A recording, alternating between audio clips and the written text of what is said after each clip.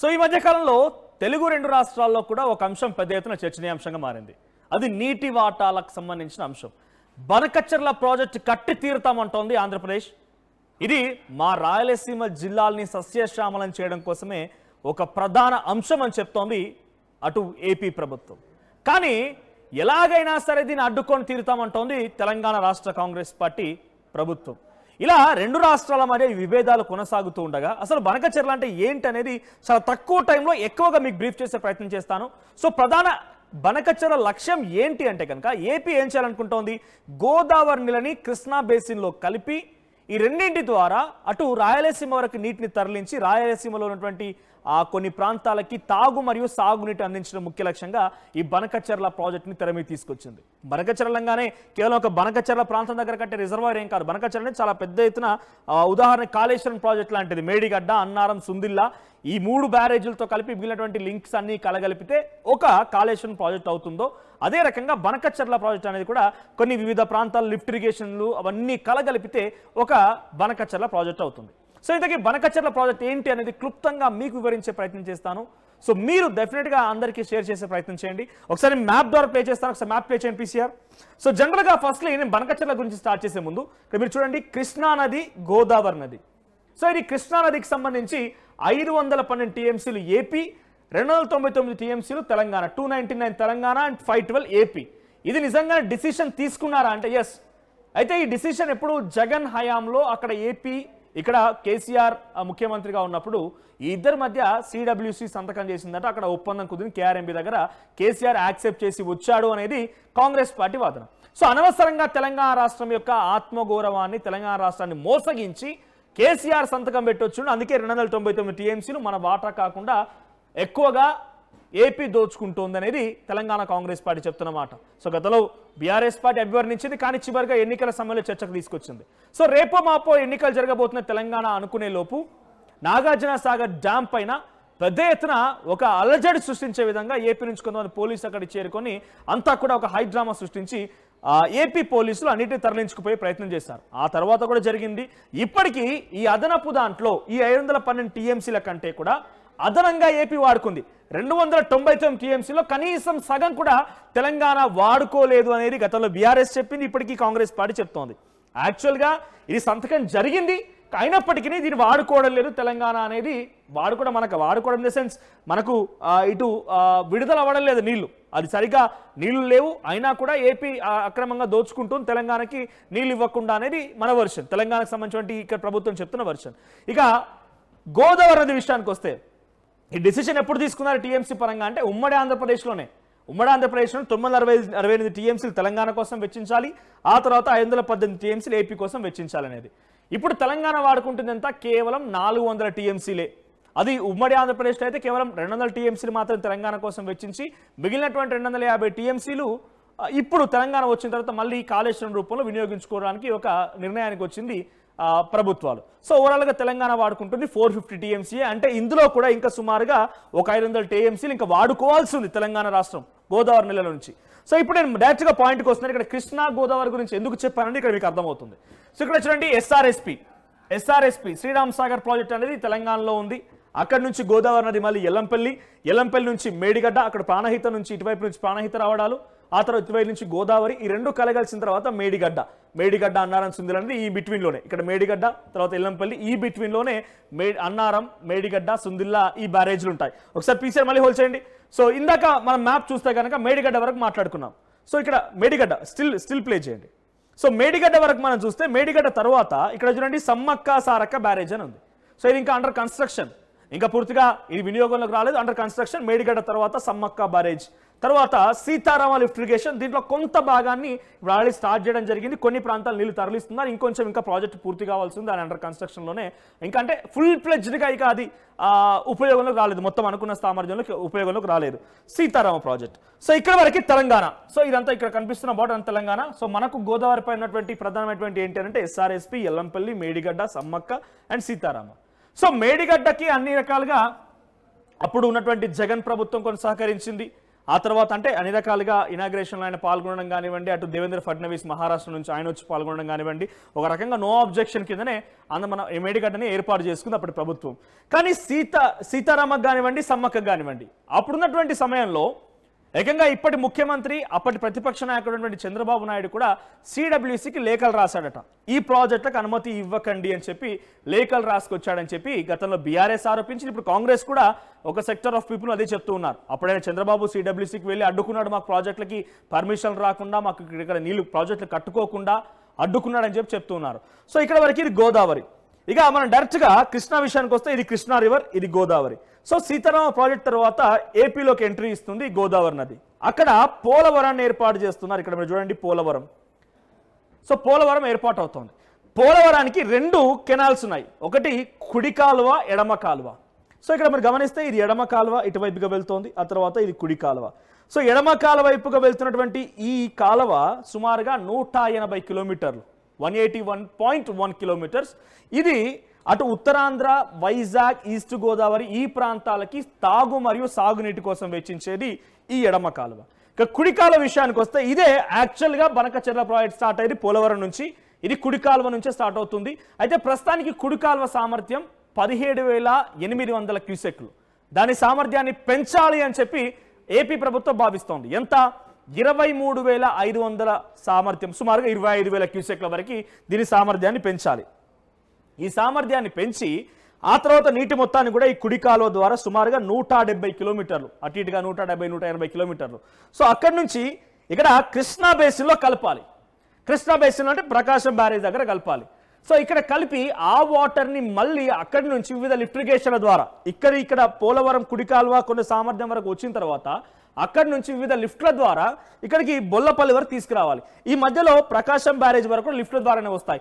Namely మీకు ఆ లిఫ్ట్లు ఎక్కడెక్కడ పెట్టబోతున్నారు, ఏ ఆలోచన చేస్తోంది ఏపీ ప్రభుత్వం అంటే కనుక ఆ లిఫ్ట్ల పేర్ల విషయానికి వస్తే ఎక్కడెక్కడ ఏ ఏరియాలో చూస్తే కనుక హరిశ్చంద్రాపురం ఇదొకటి, తర్వాత లింగాపురం, తర్వాత వైందండ, తర్వాత గంగారెడ్డిపాలెం, తర్వాత నకిరేకల్లు. సో ఈ ప్రాంతాల్లో ఇక్కడ మధ్యలో లిఫ్ట్లు పెట్టాలనుకుంటోంది ఏపీ ప్రభుత్వం. సో ఫస్ట్ ఇక్కడ ఎక్కడ కలుస్తోంది? ప్రకాశం బ్యారేజ్ దగ్గర Krishna water and Godavari water కలుస్తాయి. అంటే ఒక రకంగా వాళ్ళ ఉద్దేశం ఏంటి బనకచెర్లది? ఆ 2 నీళ్ళని కలపడమే ఒక మెయిన్ ఎజెండా.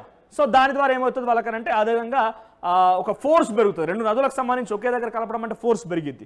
సో ఇక్కడ కలిపిన తర్వాత దాని నుంచి మళ్ళీ బొల్లపల్లి వరకు వివిధ లిఫ్ట్స్ ద్వారా నేను చెప్పినటువంటి ఈ 6 లిఫ్ట్లు వివిధ ప్రాంతాల్లో పెట్టి వాటి ద్వారా బొల్లపల్లి వరకు నీళ్ళని తీసుకొస్తారు.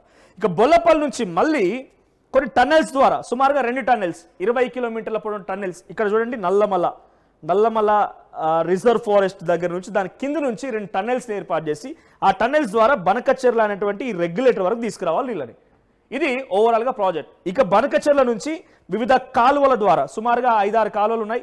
ఆ కాలువల ద్వారా మళ్ళీ ఆ నీటి మొత్తాన్ని కూడా రాయలసీమ పంపించాలి. ఆ కాలువలు ఏంటంటే శ్రీశైలం రైట్ బ్యాంక్ కెనాల్, తర్వాత కర్నూలు కడప కెనాల్, తర్వాత తెలుగు గంగా కెనాల్స్. ఈ 3 కెనాల్స్ ద్వారా రాయలసీమ మొత్తానికి నీళ్లు పంపించాలి. రాయలసీమ తాగునీటి కోసం వాటిని వినియోగించాలి.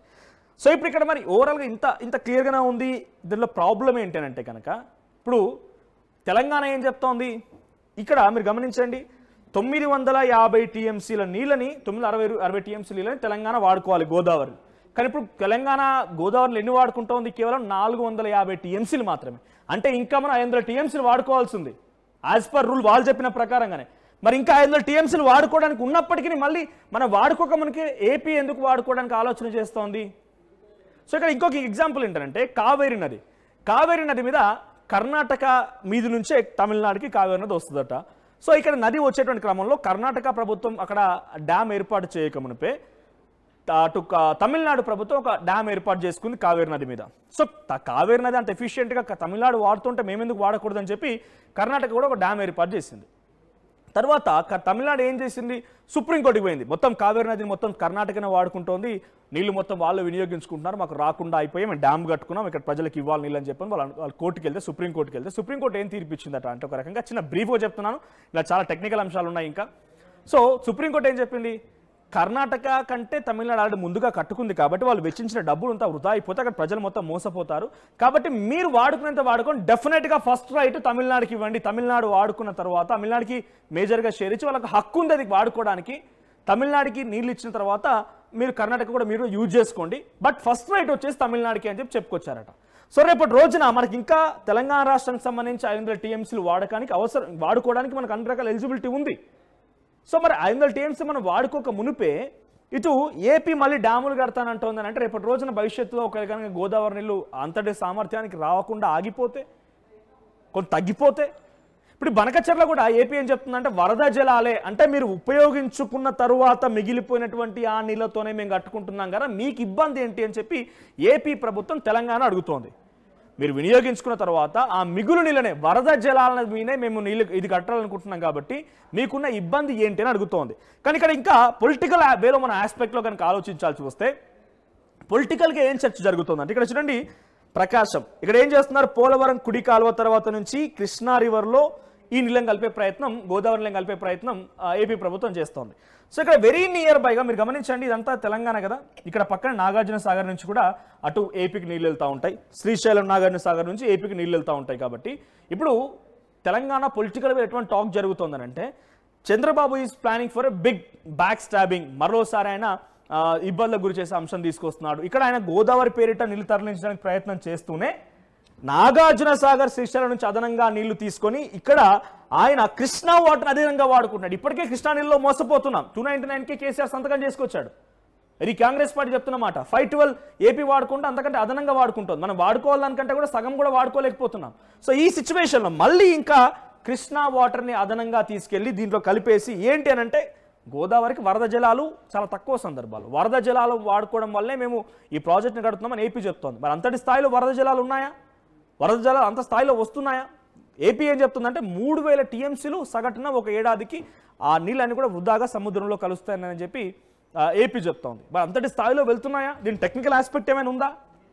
సిడబ్ల్యూసీ చెప్పుకొచ్చిందా? లేకపోతే టెక్నికల్ ఆస్పెక్ట్ ఇంకేముంది అనేది AP question, Telangana question. So ఏదేమైనా ఇవన్నీ పొలిటికల్ ఆస్పెక్ట్లో రకరకాల చర్చలు జరుగుతున్నప్పటికీ మనం ఇప్పుడు ఇక్కడ తెలంగాణ ఒకటి అడుగుతోంది, మీరు మాకు 1000 TMC క్లియరెన్స్ ఇవ్వండి. 1000 TMCకి క్లియరెన్స్ ఇచ్చిన తర్వాత ఈ ప్రాజెక్ట్ మొత్తం పూర్తి కావాలంటే ఇక్కడ తెలంగాణ కృష్ణా నీళ్ళలో ఎంత వాడుకుంటాం 299 ఇప్పుడు అప్పటి అది కూడా వాడుకోవడం లేదు, 50% అది కూడా 150 కంటే తక్కువనే వాడుకుంటోంది ఇంకా కూడా. సో ఇక్కడ మాకు 500కి మీరు క్లియరెన్స్ ఇచ్చేయండి. 500 క్లియరెన్స్ ఇచ్చి ఇక్కడ తెలంగాణకు సంబంధించి గోదావరిలో కూడా 1000 TMCకి మీరు క్లియరెన్స్ ఇచ్చేయండి అంటే వాళ్ళు వాడుకోవడానికి మాకు అబ్జెక్షన్ లేదు అని చెప్పండి. ఇది ముఖ్యమంత్రి స్వయంగా రేవంత్ రెడ్డి మాట్లాడిన మాట. సో దీనికి మీరు క్లియరెన్స్ ఇస్తే దీనికి మాకు అభ్యంతరం లేదు. మీరేం చెప్తున్నారు, మేము వరద జలాలనే వాడుకుంటామని చెప్తున్నారు కాబట్టి వరద జలాలను వాడుకోండి, ఏదైనా వాడుకోండి, కానీ మాకు రావాల్సిన వాటాగా 1000 TMC మాకు క్లియరెన్స్ ఇచ్చిన తర్వాత ఇటు KRMBలో తర్వాత గోదావరి రివర్లో కూడా 1000 TMC గోదావరిలో 500 TMC కృష్ణాలో మీరు క్లియరెన్స్ ఇచ్చిన తర్వాత మీరు ఏమైనా చేసుకోండి అని చెప్పి తెలంగాణ ఏపీకి చెప్తోంది. కానీ ఏపీ మాత్రం మేము అలా ఎలా ఇస్తాం, మేము వాడుకుంటోంది వరద జలాలే, మీరు ఉపయోగించుకోగా వదిలేసిన జలాలే వాడుకుంటాం అంటోంది. కానీ మనం గతంలో ఇందాక చెప్పిన కదా కావేరీ నది ఏం జరిగింది, మీరు వాడుకోవట్లేదు వాడుకుంటామని తమిళనాడు డ్యామ్ కట్టంగానే సుప్రీంకోర్టు కర్ణాటకకు మొట్టికాయలు వేసింది. రేపటి రోజున భవిష్యత్తు జరిగే అవకాశం కూడా ఉంది.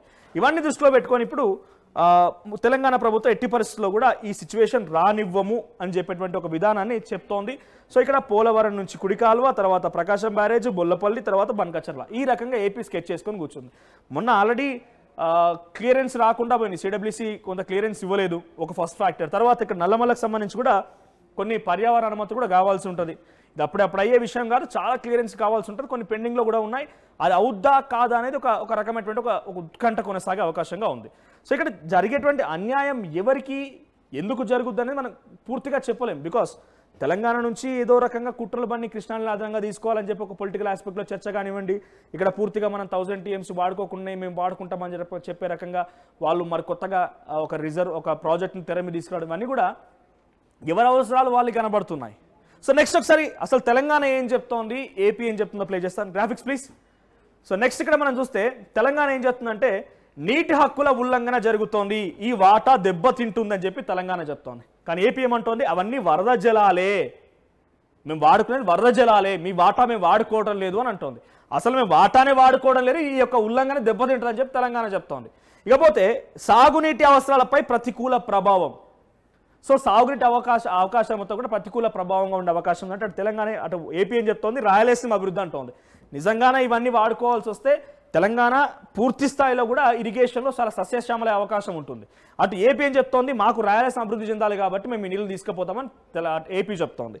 ఇకపోతే 1980 గోదావరి వాటర్ డిస్ట్రిబ్యూషన్ సంబంధించినటువంటి ఏపీ రీఆర్గనైజేషన్ యాక్ట్ 2014 నిబంధనల ఉల్లంఘన కింద వస్తుంది మీరు చేసేటువంటి చర్య అని చెప్పి ఈ తెలంగాణ చెప్తుంటే ఏపీ ఏమంటుంది, రీఆర్గనైజేషన్ యాక్ట్ 2014కు అనుగుణంగానే ఉంది అని అంటోంది. మరి అనుగుణంగా ఉన్న దాంట్లో 968 టీఎంసీలు తెలంగాణ వాడుకోవాలి కదా మరి, కానీ ఏపీ వర్షనాలు లేదు. నెక్స్ట్ ప్లే చేయండి. సో దీంట్లో నెక్స్ట్ దాంట్లో చూస్తే అనుమతులు లేకుండా ప్రాజెక్ట్ నిర్మాణం సరైనది కాదు అని చెప్పి తెలంగాణ అంటే, మీరు కాళేశ్వరం పాలమూరు వంటి ప్రాజెక్టులకు అనుమతులు లేకుండా కట్టలేదా అని చెప్పి ఏపీ అంటోంది. ఇక్కడ ఇన్ఫాక్ట్ పాలమూరు అంశం వచ్చింది కాబట్టి పాలమూరుకి కూడా కృష్ణా నీటిపై కట్టినటువంటి ఆ పాలమూరు ప్రాజెక్టుకు పాలమూరు రంగారెడ్డి ప్రాజెక్టు విషయంలో కూడా ఏపీ ప్రభుత్వం ఇబ్బందులు పెట్టిందని గతంలో బీఆర్ఎస్ పార్టీ చెప్పుకొచ్చింది, ఇప్పుడు కాంగ్రెస్ కూడా చెప్తోంది. పర్మిషన్లు రాకుండా ఇబ్బంది పెట్టింది ఏపీ అంటే, మరి ముఖ్యంగా చంద్రబాబు పేరు తీసుకొచ్చి చంద్రబాబు రాకుండా అడ్డుకున్నారు, లేకుంటే క్లియరెన్స్ రాకుండా అడ్డుకున్నారు రకంగా రకరకాల చర్చకు దారితీస్తుంది. ఇకపోతే తెలంగాణ ప్రాజెక్టులపైన ప్రభావం చూపిస్తుంది.